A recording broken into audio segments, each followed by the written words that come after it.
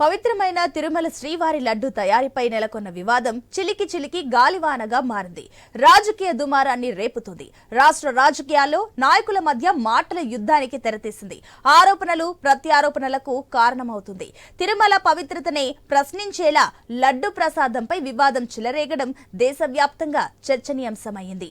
కోట్లాది మంది హిందువులు, శ్రీవారి భక్తులు మనోభావాలతో ముడిపడి ఉన్న అంశం కావడం వల్ల జాతీయ స్థాయిలో పెద్ద దుమారమే చెలరేగుతుంది. తిరుమల లడ్డు ప్రసాదాన్ని నాసిరకంగా తయారు చేస్తున్నారని, నాణ్యత రహితమైన వస్తువులను వినియోగిస్తున్నారంటూ ఏపీ సీఎం చంద్రబాబు బాంబు పేల్చారు. నెయ్యికి బదులు జంతువుల కొవ్వును వాడారంటూ జగన్ ప్రభుత్వంపై ఘాటు ఆరోపణలు చేశారు. ఈ విమర్శలు సరికొత్త వివాదానికి తెరతీసినట్టయింది.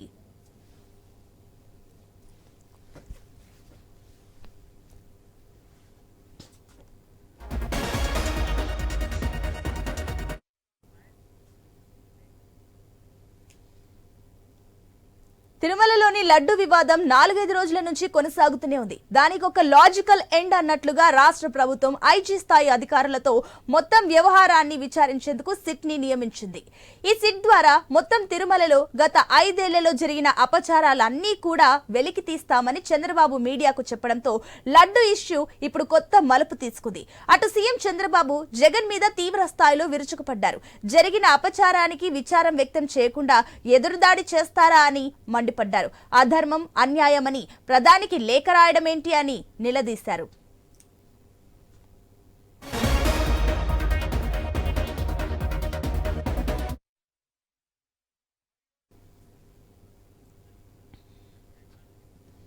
అటు ఈ మొత్తం పరిణామాలపై తిరుమల తిరుపతి దేవస్థానం కూడా మరో సంచలన నిర్ణయాన్ని తీసుకుంది. తిరుమల ఆలయంలో శ్రీవారికి నైవేద్యంగా పెట్టే అన్న ప్రసాదాల తయారీకి సంబంధించిన నిర్ణయం ఇది. వార్షిక బ్రహ్మోత్సవాలు ఇంకొద్ది రోజుల్లో ప్రారంభం కాబోతున్న నేపథ్యంలో దీన్ని అమలు చేయడం ప్రాధాన్యతను సంతరించుకుంది. శ్రీవారి అన్న ప్రసాదాల్లో వినియోగించే నెయ్యి, బెల్లం, బియ్యం వంటి గో ఆధారిత ముడి సరుకులను రద్దు చేసింది. ఇది తాత్కాలికమేనని తెలిపింది. వెంకటేశ్వరుడి నైవేద్యంలో ఈ ముడి సరుకులను వినియోగించాలా లేక పూర్తిగా రద్దు చేయాలా అనే విషయంలో త్వరలో నిపుణుల కమిటీని ఏర్పాటు చేస్తామని ప్రకటించింది. ఈ కమిటీ ఇచ్చే నివేదిక ఆధారంగా తదుపరి నిర్ణయాలను తీసుకోబోతుంది టీటీడీ.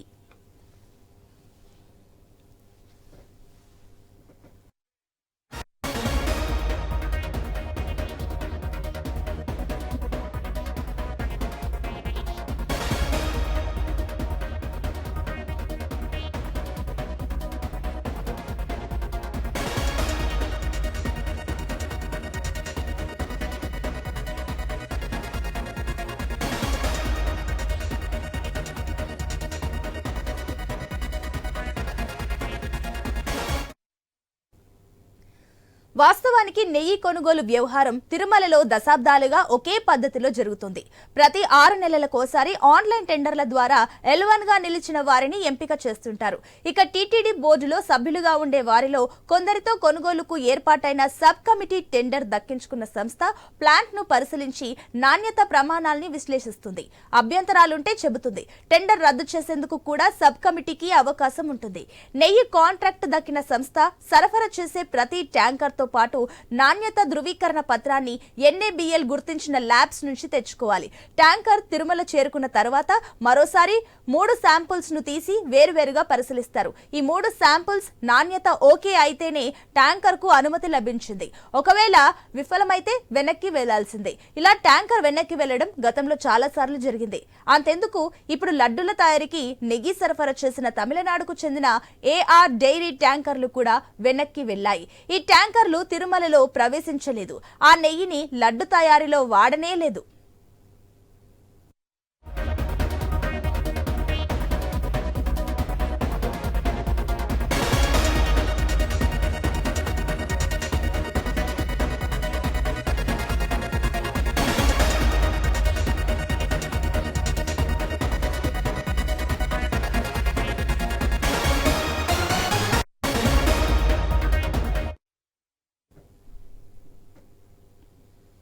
చివరగా ఒకటి మాత్రం నిజం, తిరుమల లడ్డు అంశం అత్యంత సున్నితమైన అంశం. సాంకేతికంగా చాలా లోతుగా అధ్యయనం చేయడం తప్పనిసరని, ఓ తటస్థ సంస్థతో పూర్తి స్థాయిలో నిష్పక్ష రహిత విచారణ జరగాల్సిన అవసరం ఉందని భక్తులు అభిప్రాయపడుతున్నారు. ఈ నేపథ్యంలో భక్తుల మనోభావాలను మనసులో పెట్టుకుని ఇటు సిట్ అయినా అటు టీటీడీ ఎలాంటి నిర్ణయం తీసుకుంటుందో, ఎలా వ్యవహరిస్తుందో, లడ్డు వివాదం ఇంకెన్ని మలుపులు తిరుగుతుందో చూడాలి. దీనికి సంబంధించి మరిన్ని అప్డేట్స్ మా ప్రతినిధి వర్మ అందిస్తారు. ఎస్ వర్మ.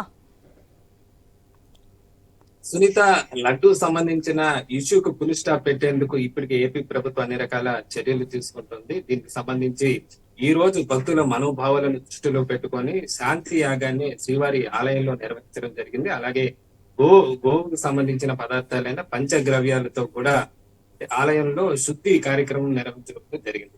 ఇక లడ్డు సంబంధించి చాలా మంది భక్తుల్లో ఒక అనుమానం అయితే ఉంది. లడ్డుకు సంబంధించి ఈ కల్తీ నెయ్యి ఏదైతే అనుమానాలు ఉన్నాయో ఆ నెయ్యి ఎప్పుడు ఈ లడ్డుతో కలిసింది అనేది చాలా మందికి ఒక కన్ఫ్యూజన్ అయితే ఉంది.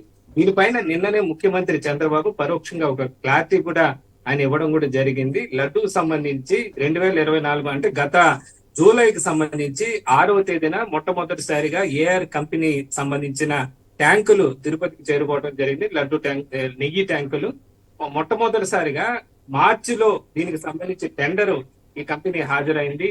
మేలో దీనికి సంబంధించి టెండర్ ఓకే అయింది. ఆ తర్వాత జూలైలో ఈ కంపెనీ సంబంధించి కూడా 5వ తేదీన ఆ ట్యాంకులు రావడం జరిగింది తిరుపతికి. అప్పుడు దీనికి ప్రాథమిక పరీక్షలు నిర్వహించడం జరిగింది.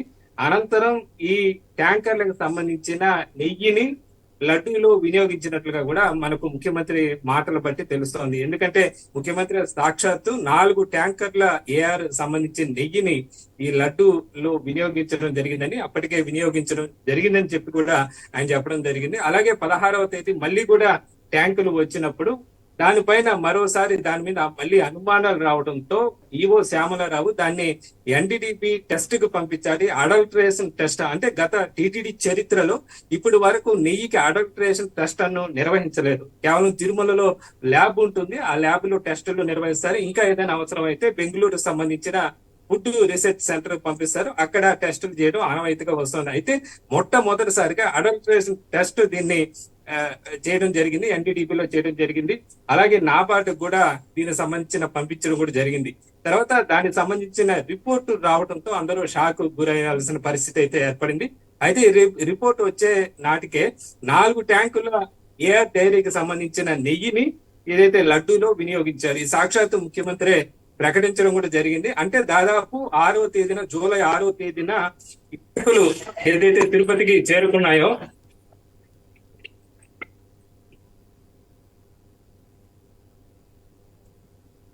జూలై 6వ తేదీన తిరుపతికి చేరుకున్నాయి. ఆ తర్వాత వీటిని వినియోగించడం జరిగింది. అంటే దాదాపు జూలై 6వ తేదీ నుంచి 15వ తేదీ వరకు, అంటే ఈ 10 రోజుల మధ్య కాలంలో మాత్రమే ఒకవేళ ఈ నెయ్యిని వినియోగించిన తర్వాత వాటి లడ్డూలు బయటకు వచ్చినట్టుగా తెలుస్తుంది. అంటే ఈ 10 రోజులు మినహా ఆ ఏఆర్ సంస్థకు సంబంధించిన నెయ్యిని శ్రీవారి లడ్డూలను వాడే అవకాశం లేదని చెప్పొచ్చు. కాబట్టి భక్తులు ఒక్కోసారి ఎవరైనా సందేహాలు ఉంటే, అది ఆ నెయ్యి ఎప్పుడు కలిసి ఉంటుందన్న సందేహాలు ఉంటే సాక్షాత్తు ముఖ్యమంత్రి దీన్ని తీర్చినట్టయిందని చెప్పొచ్చు. కేవలం జూలై 6వ తేదీన మొదటిసారిగా ట్యాంకులు రావటం, తర్వాత 2వ ట్యాంకులు వచ్చింది జూలై 15వ తేదీన. అంటే మొదటిసారి వచ్చిన ఈ ట్యాంకులను వాడారు. అంటే 6వ తేదీ నుంచి 15వ తేదీ ఈ మధ్య కాలంలో మాత్రమే ఒకవేళ ఆ లడ్డూల్లో ఈ నెయ్యి కలిసి ఉండాలి. అంటే ఈ ఒక్క నెయ్యే కాదు, దీంతో పాటు మరో 4 కంపెనీల నెయ్యిని కూడా టీటీడీ వాడుతోంది. కాబట్టి అందులో భాగంగా ఈ నెయ్యిని దాంట్లో లడ్డూల్లో కలిసిన పరిస్థితి అయితే ఉందని చెప్పచ్చు. దీని ఒకసారి భక్తులు కూడా దృష్టిలో పెట్టుకొని, చాలా మంది భక్తులకి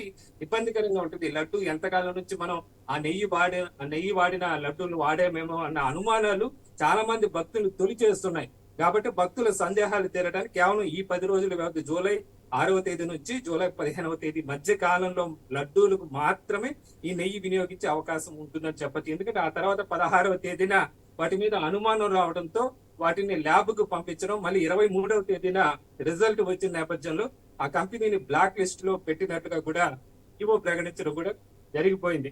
ఆ తర్వాత మళ్ళీ టెండర్లు, ఇప్పుడు నూతనంగా టెండర్లు పిలవడం జరిగింది. ఈ టెండర్లకు సంబంధించి ఉత్తరాదికి సంబంధించిన ఆల్ఫా కంపెనీ L1 గా సెలెక్ట్ అయింది. అంటే మొత్తం నెయ్యిలో 65% ఆల్ఫా కంపెనీ టీటీడీకి సరఫరా చేస్తుంది.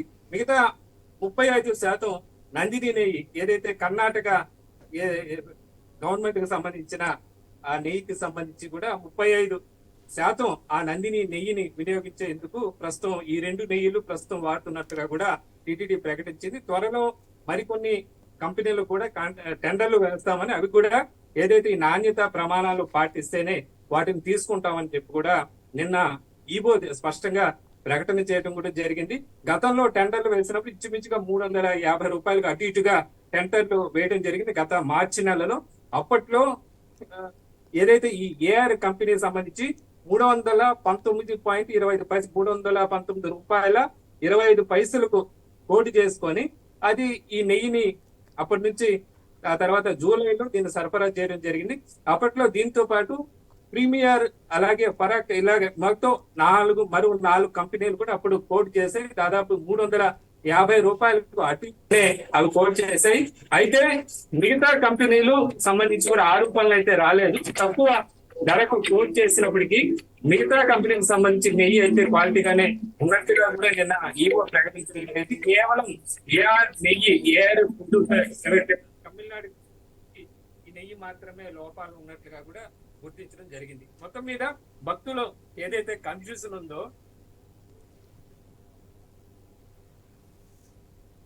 Hello right Varma.